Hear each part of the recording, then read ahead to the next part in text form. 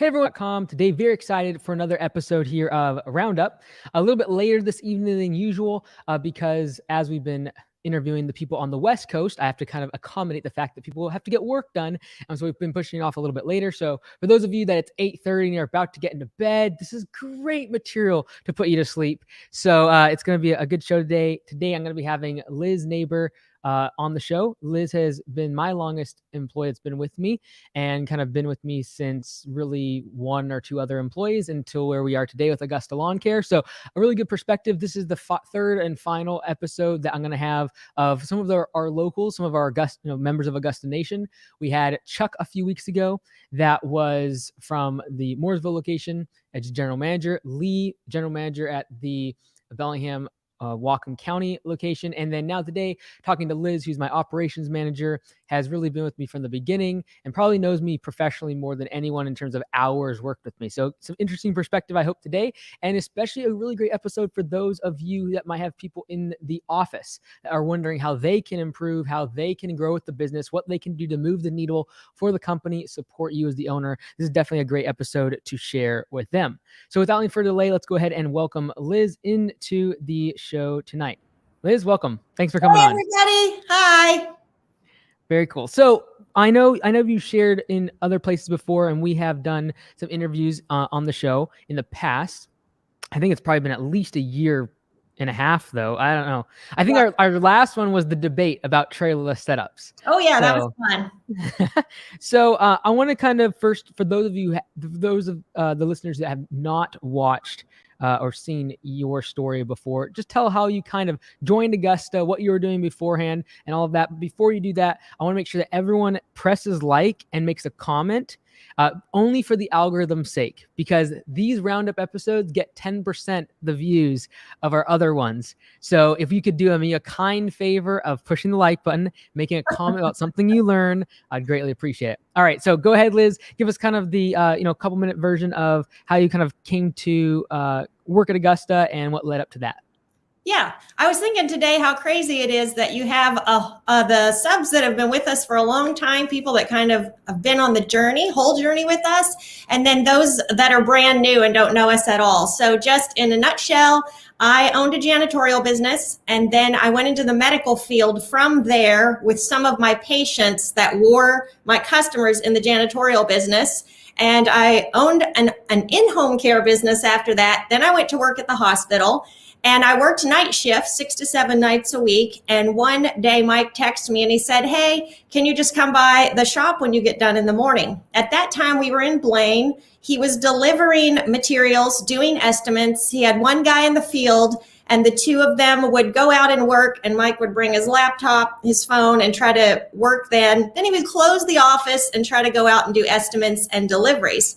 So when I came that day, he said, "I am working over 100 hours just in the office, plus trying to do all the rest of these things, and I need somebody that I trust to come and be my office manager."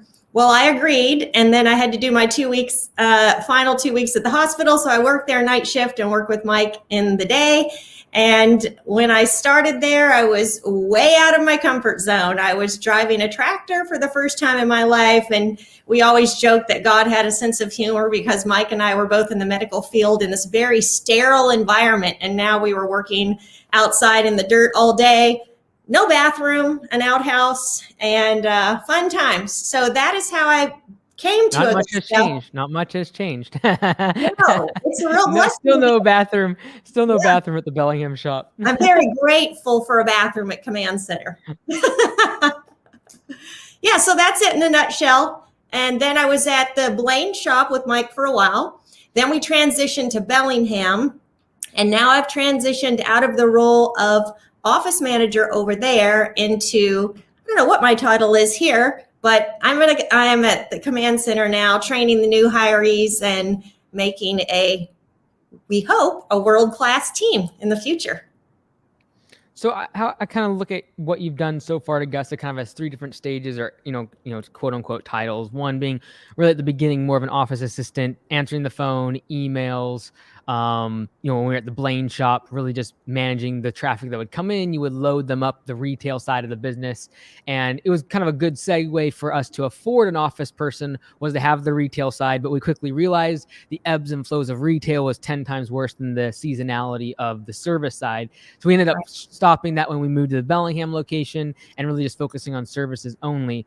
But really looking at office assistant, then as we went to Bellingham and you started really taking over the Bellingham location, becoming the office manager, started doing a lot of the hiring and really governing schedules and everything without me being there. And then even to the point where I wasn't in the field at doing the estimates, and you were really manning and operating the entire operation. And then now recently moving out from the daily operations of the physical stores, moving towards more of the support for the franchisees as operations manager. For someone that is in maybe the office assistant role, answering the phones, doing quote unquote grunt labor, answering emails, etc., what would you say to them if they wanted to progress with a lawn care landscaping business and they felt like they're just kind of at the bottom of the totem pole?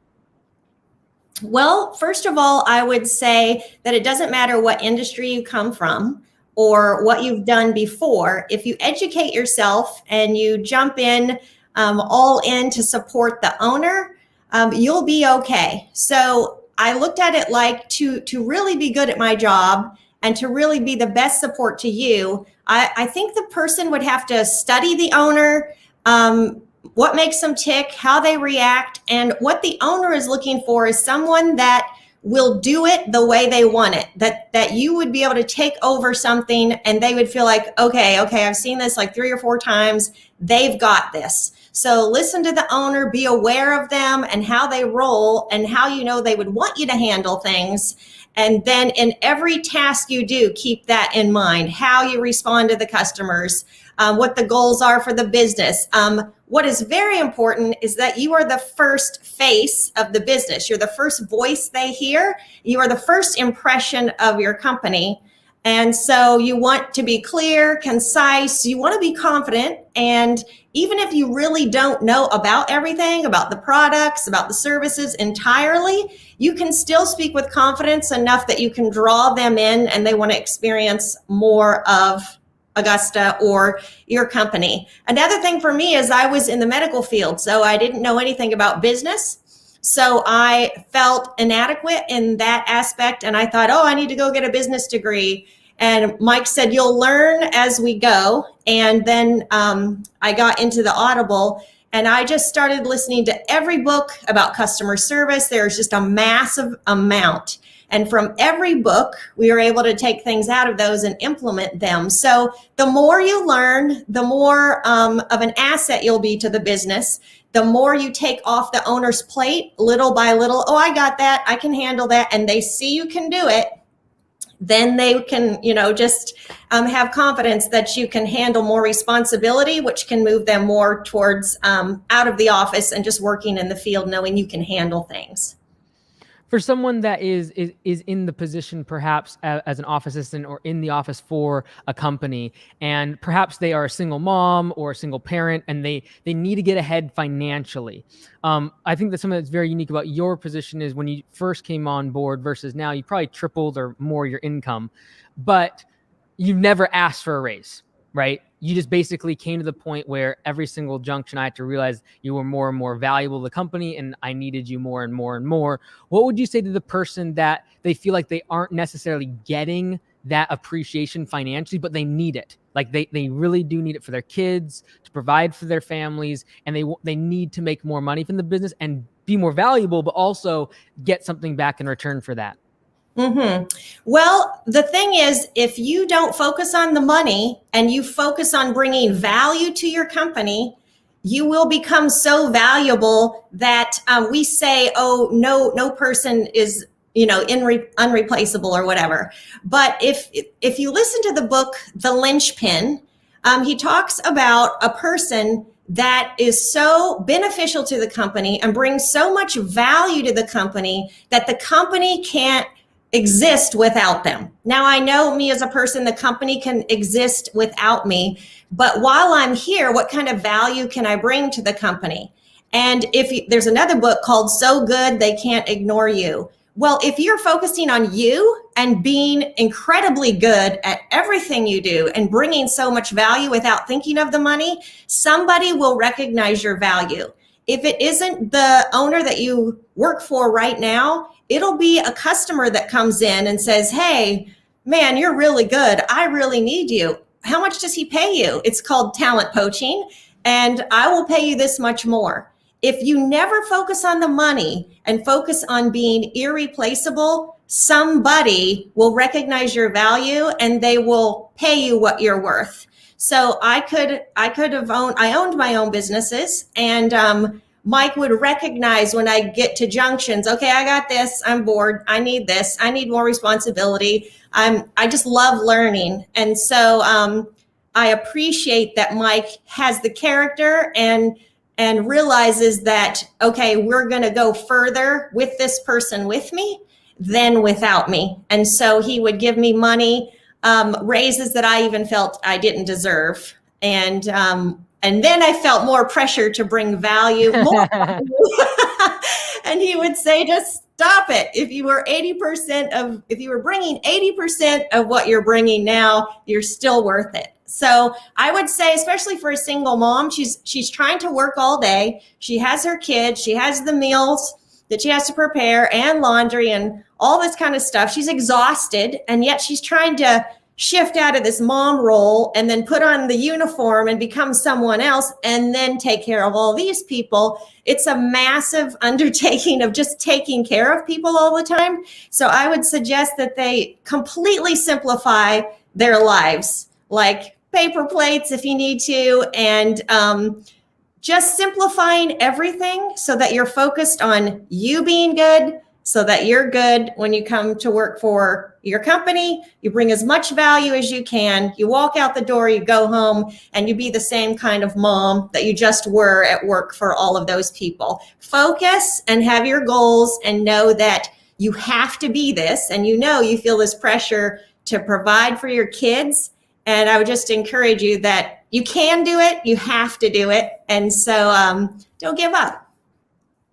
For someone that has an office person as an owner, what would you tell that owner to kind of help the office person either be more productive or get out of their way or set the office person up for success?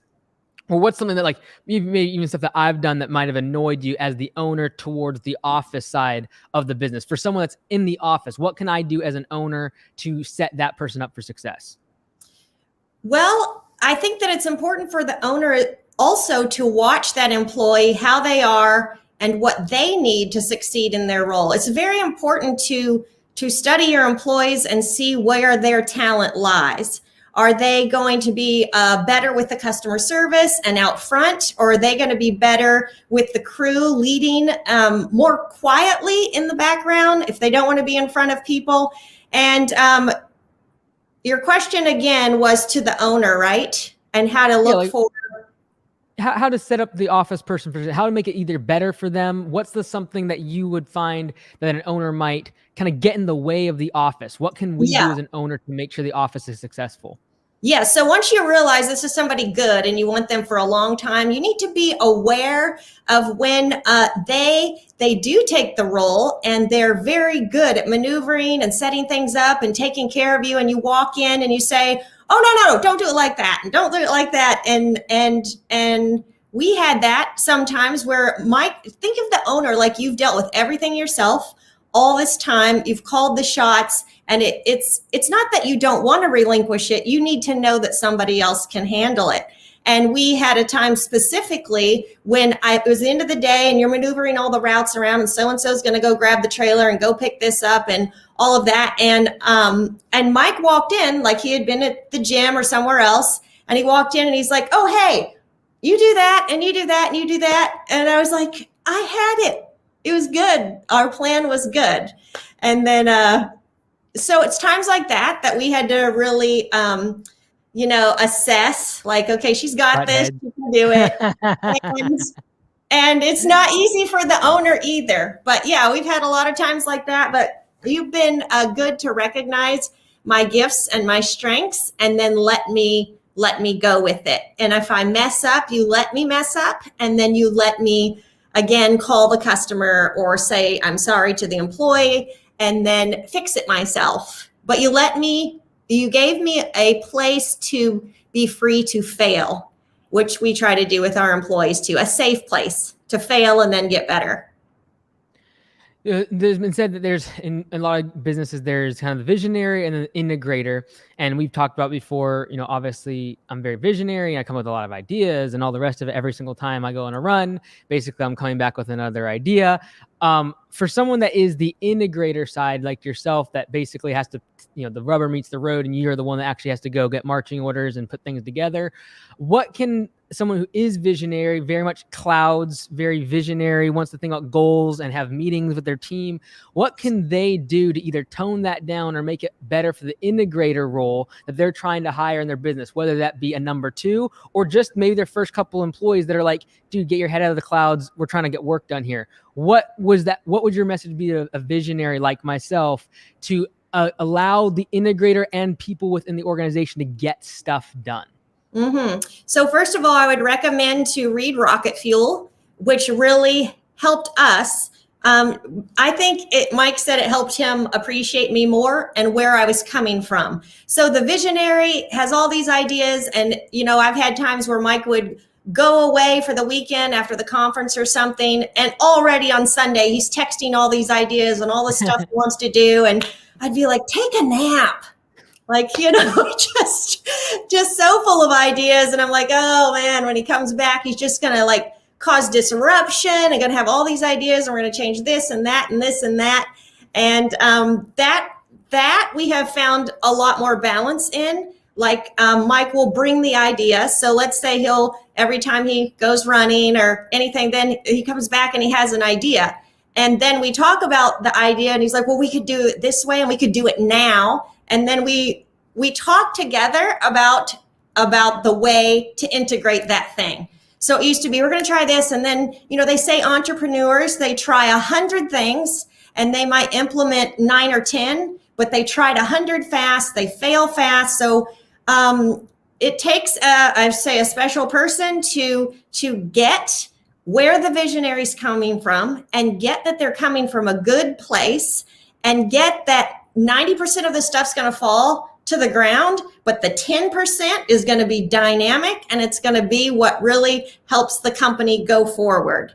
And so over time, we've gotten that a little better. And because we're growing so big and so fast, we're really not in each other's way that much. It's more like I, as the integrator, am integrating and doing the things that the entrepreneur wants or the visionary wants, carrying out the vision pretty much, and then answering back to him of where we are, what we need to change, kind of where things are at the present. And then we together talk about what we need to change next for the future. So I work with the team. You have the ideas, I integrate them and then give you feedback pretty much. How has it been in terms of, obviously you as the integrator, I try to relegate as much as possible in terms of decision-making on operational side of things. But when that hasn't happened, we have kind of clashed in the past over certain things. What has been the way that you've kind of had to either talk me out of certain things or basically convince me that look, this is it's not going to happen. It sounds great in theory, but your visionary tendencies are going to lead to a lot of issues operationally. And I think, I say this because a lot of times we as entrepreneurs, someone as an owner, perhaps is thinking too visionary too soon. Yeah. And I've talked about this before with some of the franchisees where it's look, you only have 5 or 10 employees. You do not have time to start thinking about all these grand things and structures and all the rest of it. Get work done. Right. And I was still doing estimates literally until we were selling franchises and a very siloed business, multiple locations, et cetera. What would you say to someone who is very visionary, wanting to grow, has these great grandeur plans as a visionary, but they're just causing havoc for the people in their company because they keep changing things and trying this? Oh, we'll try this setup. Oh, we're going to try this different mower. We're going to try this different weed whacker. And we're going to try this different scheduling thing. Oh, different software. What would you tell them to just put the brakes on and focus on operational excellence before trying to create the next Apple of lawn care? Mm-hmm. Be aware that these team members and the other people are working so hard. They're working so many hours. They're just exhausted. And it's not that they don't mind your ideas, but when you come buzzing in and, you've played golf or you've had a nap or you had a great time with your family and you have somebody to make you dinner and they're going to go home alone and nobody to make dinner and they still have to get groceries and all that kind of thing, you're going to be on a different level of playing field because they don't even have the luxury to sit there and dream stuff up. So I think it's important that the owner is in the trenches, so to speak, not maybe doing the work all the time, but in the trenches, being situationally aware to what's going on and what they're trying to do for you. Like you could sit down and be visionary all day, but nobody wants a pie in the sky person who's like, well, what if we did this? Or what if you did this? And then in the meantime, somebody is making it happen and they really have the best input. Like soldiers on the ground have the best input going up the chain of command for how things should roll. So your idea is awesome. And then it's better to be like, hey, what do you guys think of this? And to come alongside people instead of being in front of them, the authoritarian kind of style of leadership that people had in the past, it's really not going to work now. It's shouldering up beside the team members and doing it together and saying, hey, you're out there all the time. I was thinking of this. What do you see the pros and cons of trying this would be? So I think it's important that you support the visionary. If you have one of those in your business, you're blessed because there'd be nothing worse than having the employees like dragging, we should try this, or like P for P or anything. And then he's scared to try.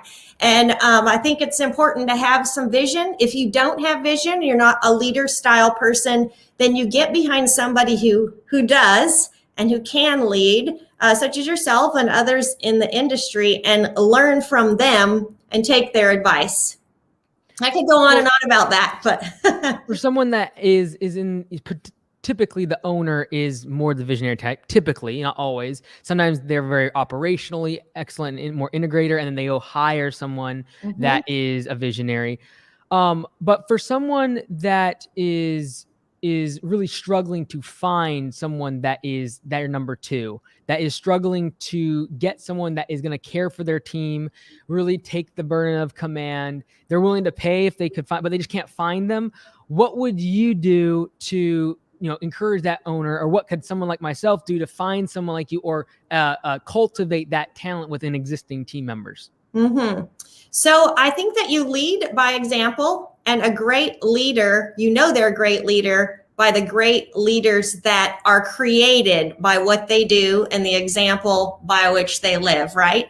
So I think that you could look around to personal people that if there's like say a lady that is, she's a school teacher or something, and she needs work in the summer, and she could maybe start with you helping in the office that way. Even if you're a young guy having a business, somebody solid like that and a little bit older, I would say, is a good face for your business.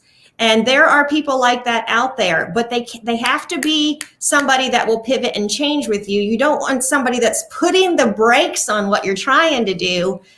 So I would listen to the employees that are there and, hey, yeah, that's a great idea. Should we try this? Well, it might not work, but let's do it. And then they work with you, they collaborate with you, and wow, that was great. That works. So let's try this.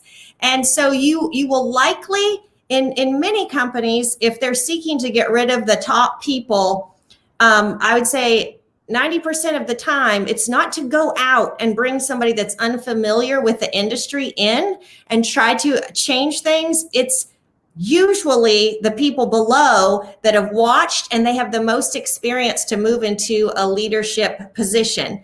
If you feel like you don't have anybody on your team, you could put an ad out. I thought I needed an office assistant, and I never thought that I would find somebody that would be the perfect match for me. And I wrote a kind of unique ad, and that is it was just honest and open, kind of the ad I needed. And the first person who applied said they applied because of the verbiage in the ad. And so be original and try to find somebody that way. Interview a lot of people. You could even do people on a trial basis, or they could shadow at the office for a day and kind of watch how you roll. And then they would see, oh no, this guy definitely, I do not want to work for him. Or they might be, yeah, I could do this. I could work with this team. So you could shadow people. And then for your actual office position, you want to hire up. Don't feel like you got to hire somebody that's 15 or 16 and 18 and cultivate them to be what you want them to be. You want people smarter than yourself in different areas so they can make you shine and do what you do. And then they can take the things you're not good at and get them done. For last question in this regard, for someone that is a female in this industry, whether it be in the office or a spouse of the owner, whatever it might be, how have you dealt with sometimes, other contractors, subcontractors, and even clients potentially putting that as a big barrier to why you can make certain calls in the business? And what would you say to another female that's either supporting their spouse or just working in the office and trying to really operate in what's otherwise a male-dominated industry? I would say I'll tell you the two different sides, but the office side, I think it's really important to know who you are and the kind of person you are. And then you create by the way you act and the air about you, I would say, of professionalism and how you want to be in the industry. And then people follow along with that. So we actually had a guy come one time when I was loading product, and he's like, I don't want a woman loading my truck. And I have the skid steer, and I'm like, well, do you see anybody else? And can I load it myself? And I'm like, no. And there was an RN there, and she was like, I can't believe he's saying that. And I'm like, yeah, and I could probably put an IV in him too. And so he wasn't too pleased that it was a woman. He watched his truck like a hawk, and then he was totally fine at the end. But things like that. And then there's times where, I'll have to come head to head with some of the contractors on behalf of Mike and on behalf of the business, where, they say things about us to other companies and kind of pull us down, which is what we're not trying to do in the industry. It's really to support each other and help one another in the community. And my nature is not confrontational or anything. It's nice to have the peace and be all positive. But when you come against my company and my team, it's my job to protect the guys and to say things to better my company. And so in those times, it's been a little bit of challenge, but I had to go hardcore, and it kind of makes them mad and hate you and stuff. But it was the right thing to do for my company. That's a little bit hard.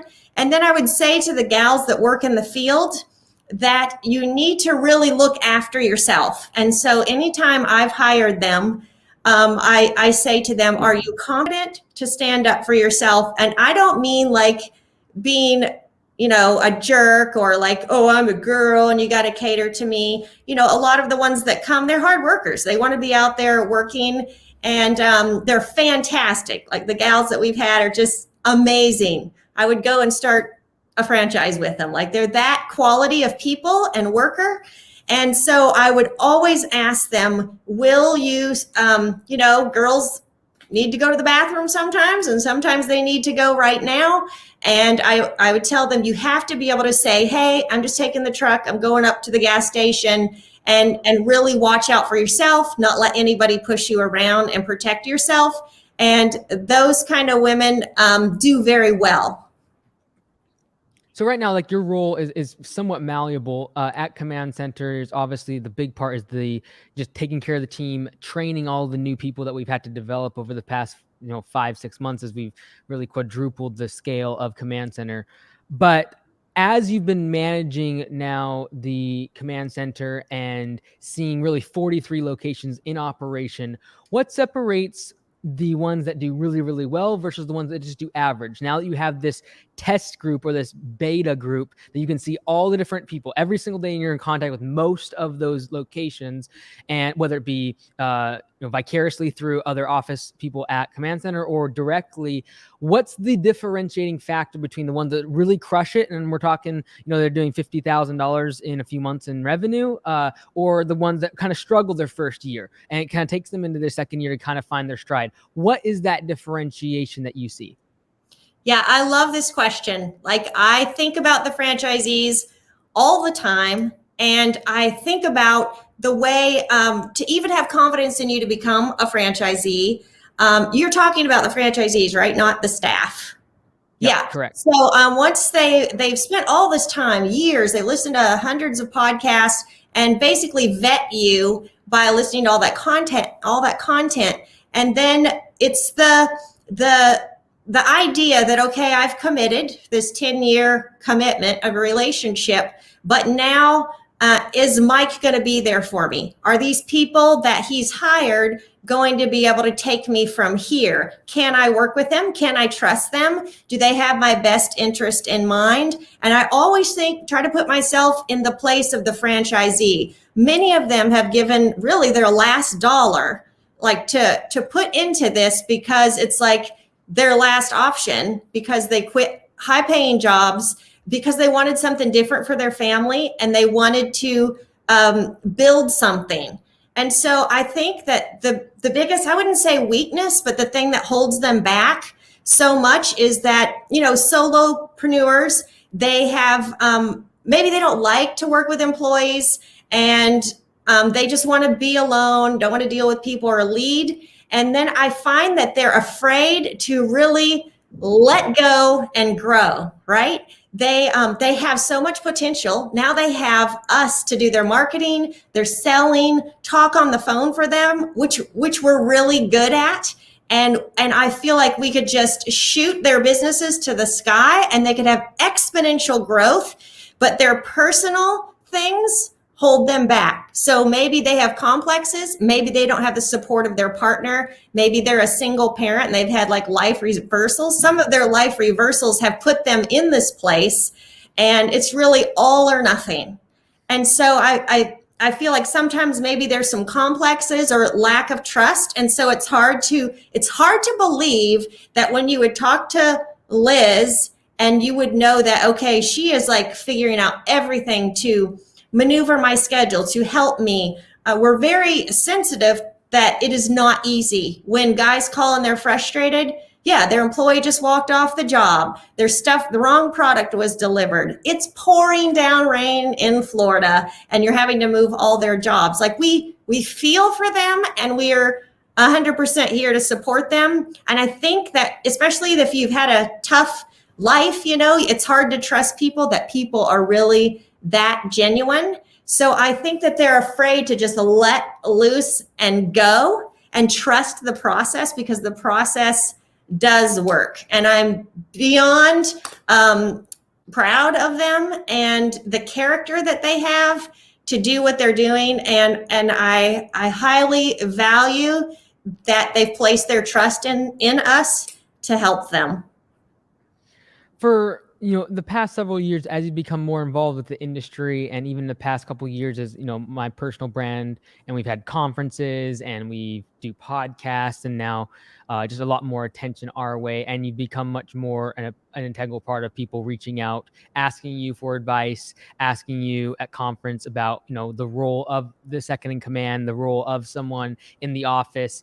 What's been the kind of the takeaway, or something that you've learned from this industry as a whole? Where is the lack in this industry for companies to progress, go forward? Is there some sort of common denominator between the people that you see do well in this industry and the ones that you constantly see just constantly either plateauing or just failing over and over and just constantly up and down and in and out? What is that something in the industry that you've seen as you spoke at conferences and all the rest of it? Yeah, so first of all, what I would say that I see as a lack is that humans, and even in all industries, is an ego. And so if I asked 5 people today, hey, what do you know about this? Or hey, what about this? That's 5 more things that I've learned. And every person I train, I've learned from. And so I think that across the board, the ego thing that won't reach out for help, how much better could you be even in the industry? Like, is there really competition? Like, to change the professionalism in the industry, everybody on a personal level, to make America great again, every person, if they all went internally and did the hard work to change themselves and knew their weaknesses and changed individually, then collectively we would change the professionalism in the industry. So like, I think of the guys in the field, they feel like, oh, I'm just out here, making the big bucks for somebody else. No, if we don't have your feedback, so the phone call goes out, then the estimator goes out, and then the team in the field goes out, and they make it happen. They like bring to fruition what the vision of the company is.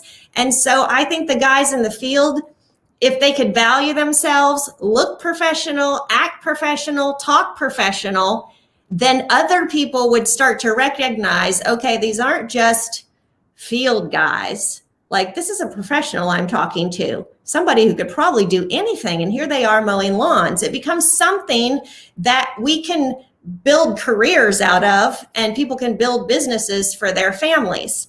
So overall, I would say that the ego thing of being humble enough to reach out for help from one another in the industry and support one another in the industry, and then together, it's pretty amazing. Like, I think of how we collaborate even with there's probably many lawn care companies that are just local here that are listening, and they know how that, they'll call and they'll be like, hey, I don't even know how to measure this property. Can you tell me how much I need? And we help them, and they go out and look awesome to their customers. We for instance, don't do irrigation, but I was able to call another company where I saw the two young guys that are really driven, hardworking, very honest, and have a straightforward conversation. Like, I'd like to partner with you. If you don't take our landscaping jobs or whatever from those customers, I will recommend you for all the irrigation. And now they're just like hugely busy. Like, they can't even take on all the work. But that's because together and collectively in our community, we're trying to build unity. You will see the guys out there. It was like 100 and something degrees a couple weeks ago. And you had your little nephew and you're like, hey, let's go get them ice cream sandwiches. And, you took them ice cream. It's just like, I see my brother working hard over here and I need to go to support him. So that is how we'll bring the professionalism. Secondly, I think it is quite different now. You look at Steve Jobs and Jeff Bezos and people that had that authoritarian type of leadership. I don't think that'll work now. Typically, the genre of guys are pretty rough and have been through rough things that come into our industry.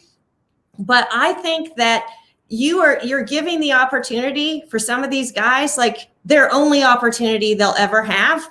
And if we look at this more as not building businesses, but changing lives, like we're in the life-changing business.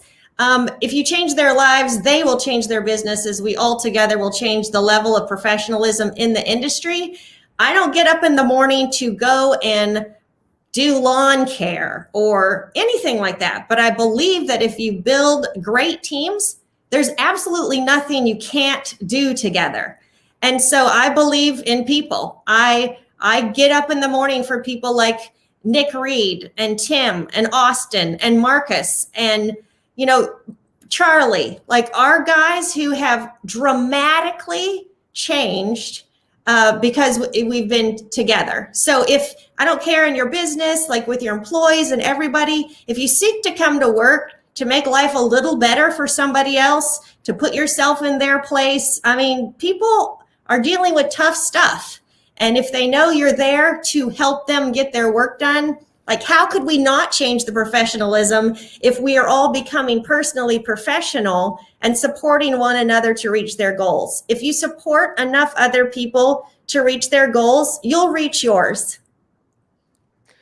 So speaking of goals and kind of like what we've kind of worked together, and I'd say, like I said at the beginning of the show, and that is you and I have probably worked the most hours together in terms of professionally, as we've grown Augusta. So from your perspective, how have I changed over the past 5-6 years? Yeah. Yeah, something like that. 6. What's been kind of the biggest changes that you've seen, whether it be positive, negative, whatever it might be? Yeah, so the changes I've seen in you is, I would say, much more seriousness, because the burden of command gets really heavy. And the care that you have for the employees and what they go through personally, you watch your people struggle to make money and to live, and what has changed, the way you've changed has made you change your business. So you're a burden for people and to care for them. And you realize, if these people work so hard for me, I should give them a portion of what they make. And that is how, with P4P, people become high performers. You attract high performers. You attract people who want to work hard for you. So I think that watching you lead by example, the burden of command is heavy. It is very lonely at the top, and watching you with the burden of that, it's hard for me to see that, but I know it's necessary. So I understand it. And I would say that the burden of command has changed you. You're the most positive person I've ever met. When you look at situations, you always see the solution. You're solution oriented. And how else have you changed? I think you've become more empathetic and understanding, because so many times we have no clue about what people go through and their illnesses and stuff. And they're people that come to work with us, right? And somehow we've got to get them here to work for us. And you are really good at inspiring them, being sensitive to what they're going through. I think that you have wisdom beyond your years because of these things. And people would say, oh, you're young, and how could you know this? You haven't even gone through anything. Well, what you don't realize is, from a very young age, a person is born to be a certain way, and they're already visionary, giving. And I have just seen all the good qualities in you come to greater manifestation and basically multiply themselves by your leadership. And what I see rub off on the guys, and the kind of quality of franchisees that are attracted to you, is because they know you care, and not only about their businesses, but about their personal lives, to realize they're not going to come to the business good unless their personal lives are intact. Last question, and you kind of already delved into it there, I had for you, and that is, again, because you know me so well and worked with me so closely, from a professional standpoint, for someone that has watched a lot of the videos and things like that, what is one bad thing about me that they would not pick up from the videos? And then what's one good thing, potentially, if there is any, that they wouldn't pick up from the videos, or just like kind of behind the scenes that no one really sees? I don't put the camera on, things like that. From first bad, then we can go to good if there's anything. Okay, I think the bad thing would be, oh, you're perfect. No. The bad thing would be that you're often distracted. And that is because, again, the burden of command, because you have people drawing from everywhere. You have people that need answers and guidance from everywhere. And, you've got the media team, you've got command, you've got the managers, you've got the franchisees, and then also the attention that the growth of the business needs, because you need to be working on the business. And yet there's so much in the business that keeps pulling at you, and not so much that you're in the business, but you still care for the business. You're still like watching over it. And so I think that, I don't know that it would be a fault. I mean, you're going to be distracted. And now with the social media and a lot of, attention coming in through that way, you're very careful about those things and trying to keep an eye on them and the direction we should go. So if somebody, was with you a lot on a personal level, they would be annoyed that you're so distracted and distracted. And so I'm supposed to say the good thing about you now? Good things? No, not good things. No, not plural. Just one Number good one. thing. Just one thing that people wouldn't know. Like not just one good at, but like, what is something that isn't visible from, just watching the videos? I would say that you have a good vision of the 30,000-foot view, and that at times you need to be hard, and at times you need to be very caring and soft, and sometimes you need to be funny. It's interesting because in social media, you have to have something that grabs people's attention. So the face that you have to put forward to grab their attention, to pull them in and then give them business advice is going to be crazy and loud and wild and, clickbait. And that is something that people that don't get it and don't get business and what we're trying to do.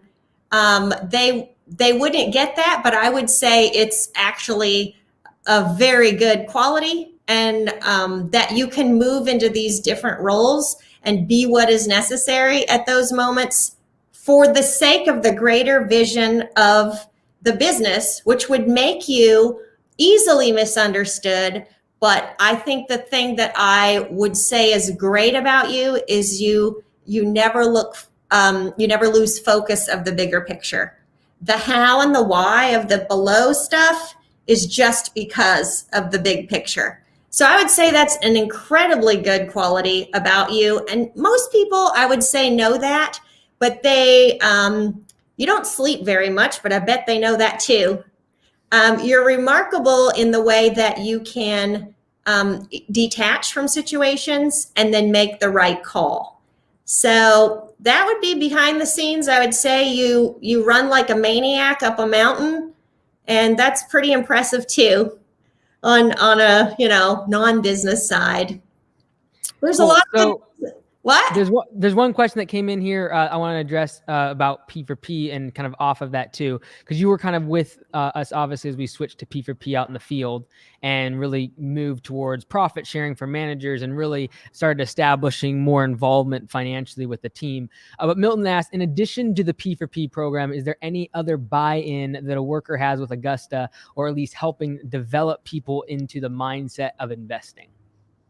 So you're talking about the worker themselves, and they've already bought into P4P, and you're wanting to help them have the mindset to move forward with investing.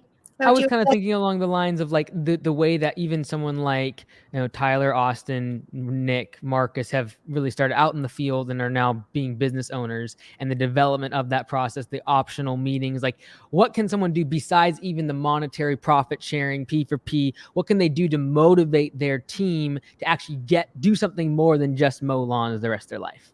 Yeah, I would say that you make it an everyday part of conversation.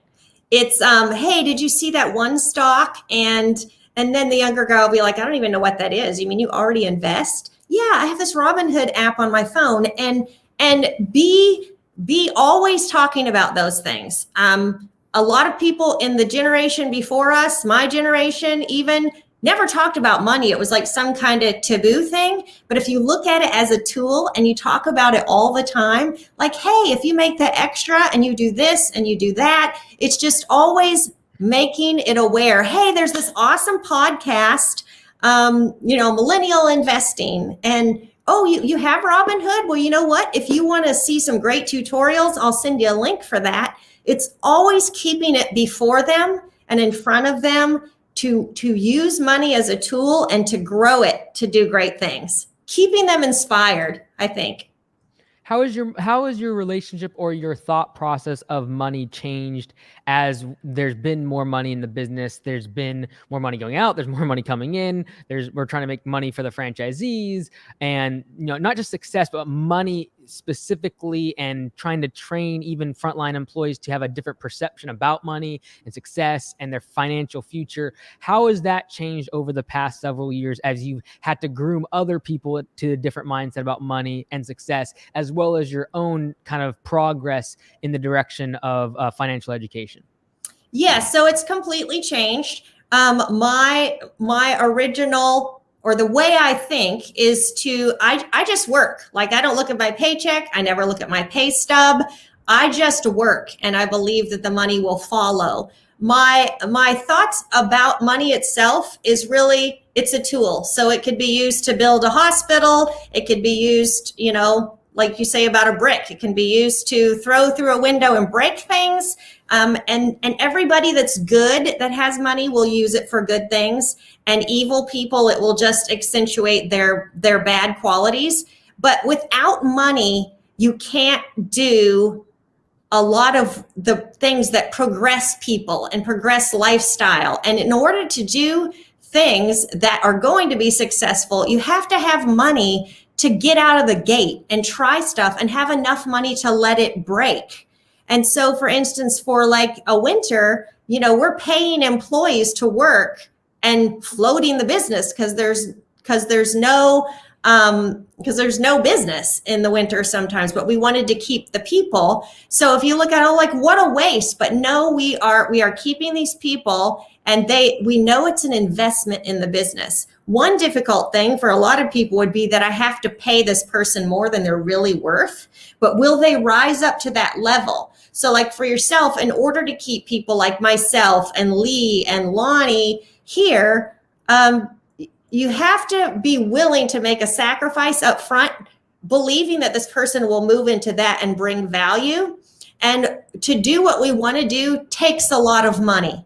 And that's why to fund the podcast and all of these things, it's a very collective mentality that all of us together are supporting all these roles to make the money we need to do this or that or that.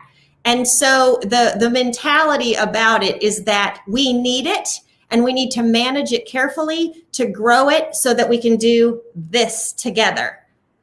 And personally, having one another to talk to about it all the time. We have motivational meetings on Wednesday mornings. It's super awesome to talk to other people about what they're doing, tease them because their stock lost, value, and just pick on them.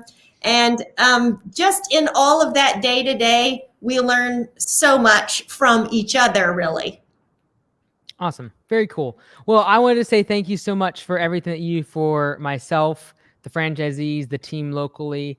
And I know going forward, really, your role is very much around just the people, the culture, and probably eventually becoming the chief culture officer. Really, everything from hiring to making sure everything's ran the way I would want in terms of treating people and the culture and all the rest of it. So I really appreciate everything that you've done for me, for the franchisees, how much you care for them. And I know that we shed tears over their failures, and when they have bad days and when they are struggling. And so I just appreciate how much you care for the business, care for myself, the employees, and everything you've contributed over the past several years. I really, really do appreciate it. And thank you for coming on. You're welcome. I love you all. Bye. All right, everyone. Well, thank you for coming for another episode of Roundup. I really appreciate it. As usual, make sure you come for the live Q&As where we actually go more just one-on-one Q&As, and I can answer a whole bunch of the questions. I know there's a ton of questions coming in tonight. We can get to those in more of a live Q&A. This is more of an interview style, but make sure you do go ahead and share this with someone else. You do like this. Again, like I said, these videos, it's almost tempting to not do the Roundup interview sometimes because they get such little views, and it actually brings down our subscriber count usually because people are annoyed by long videos like this. But I truly believe in it. I think we'll keep doing it because it's, in my opinion, the thing that actually is going to move your business forward is having some of these hard discussions, hard topics, and learning from people who have actually done it, whether it be big businesses, small businesses, solo operators. We've talked about it over the past 13 episodes with all sorts of ranges. And these are the type of discussions that I feel is going to actually move your business forward, actually change the level of professionalism in this industry, and actually going to allow your business to be more profitable. I'm Mike Andes here on landscapebusinesscourse.com. Thanks for joining me for another episode of Roundup. We'll see you on the next episode.